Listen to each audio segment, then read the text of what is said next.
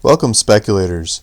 There's a little company I like to watch called Legend Gold, and I was just researching them a little bit more. Just to give you an update, Legend Gold symbol is LGN, trading the Canadian markets. Last trade's 4.5 cents. Here's an ugly chart of them over the last while, going down with the markets. Their market cap's $2.3 million. Their balance sheet looks like management's paying the bills out of their own pocket. I mean, they got $30,000 in cash. Accounts payable and accrued liability is $1.2 million. I mean, the guys that are running the company are keeping the wheels on the bus here out of their own pocket is what's going on. I mean, they're that entrenched into the company. They're in love with it. They got to make it work to get their own money back, let alone get paid. So, I mean, they're totally for making this company work. So they just put out a news release, Legend Gold. This was dated May 6th. Took me a little while to see it, but I just saw it now, so I was researching it. And they got a deal, another deal. So previously they have a deal with Rand Gold, and they've got Rand Gold paying the bills on some of their properties. But now they've got a deal with Resolute Mining. Resolute Mining is an Australian listed company.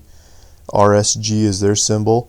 And Resolute's forming a joint venture company with Legend, and they're putting this property, see if I can pronounce it, Bitagoma East property, and say it with a French accent, you could probably get it even better, in southern Mali to allow Resolute to earn into this property. So under the arrangement, Resolute has the right to earn 70% in this company by spending $3 million over 4 years, of which $500,000 is required and not optional expenditure. So they've got a firm commitment for $500,000, and if they spend the full $3 million, then they get 70%. But I believe the way this is structured, if I know those guys right, they spend that 500 or up to $2.9 million or something. Legend keeps the property and all the data and information. Resolute walks without any interest in it. Legend will not be required to fund its 30% share of any expenditures by this company until Resolute earns its 70% interest. So they've got to spend the first $3 million and has delivered a feasibility study. So that's huge. That costs a lot of money to go put together a serious feasibility study on one of these properties, and you got to have a lot of information to do it. And so Legend's not on the tab to pay the bill until then. At that time, all further expenditures will be funded in proportion to their respective interests. So after there's a serious feasibility study, then Legend has to kick in their 30%. If they fail to do that, they will get diluted down. If they go to a 10% interest, it converts over to 2% net smelter royalty from there. So in effect, setting up the show to see if this property works, and if it does, without putting up any more money, ending up with a 2% royalty. And if it does work, and if they have money and they want to kick in money along the way, they could keep their 30%. So they've got a couple options the way this is set up. And then they talk about the property. Pitagoma East, Est in French, East in English. This property is an early stage gold project covering 106 square kilometers immediately south of Resolute's this project that Resolute has. And it's part of this Samara fault structure, which hosts a Syama Mine and satellite ore bodies, including this other one. So Syama is a mine that Resolute has that they're operating. So let's look at Resolute. Who's the partner? Who are we doing business with? Resolute's listed on the Australian Stock Exchange. Last trade's 32 cents. Market cap 205 million Australian. I looked at their financials. They have about $125 million in debt. Kind of interesting too. They also have $19 million in gold and about $1 million in cash. So all their cash is going to pay bills and debt and everything. But they still have $19 million in gold bullion that they're sitting on. If that were me, I would try to lower the debt load, but it's a different way of managing funds. And they're talking about this Syama Mine. So let's go to this, or Syama Mine, however you pronounce it. This seems to be their main main cash flow, main operator, and they get into the processing and the ownership of this thing. And I thought it was interesting to hear how they process this rock. It's refractory, so you gotta get chemistry action on it. It's treated using conventional 4-stage crushing, ball milling, sulfide flotation and dewatering, roasting, calcine leaching, and elation at the design rate of 2.2 metric tons per.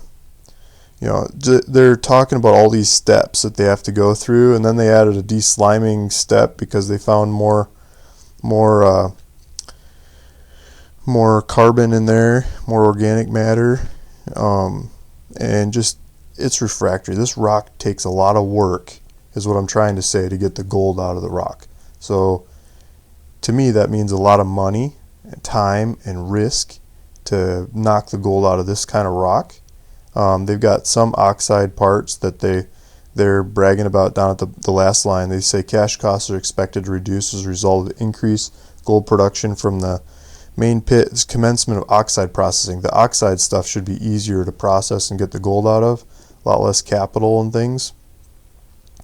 And their grades are just over 3 grams a ton is what they're doing. So hopefully, if Legend Gold has higher grades than that and oxide stuff, it should start booting some of the sulfide stuff through the processing. It should beat them. It should be more attractive to these guys. So this is along the same structure. This mine is theoretically in the same kinds of rocks as what Legend Gold is looking at, hoping to have.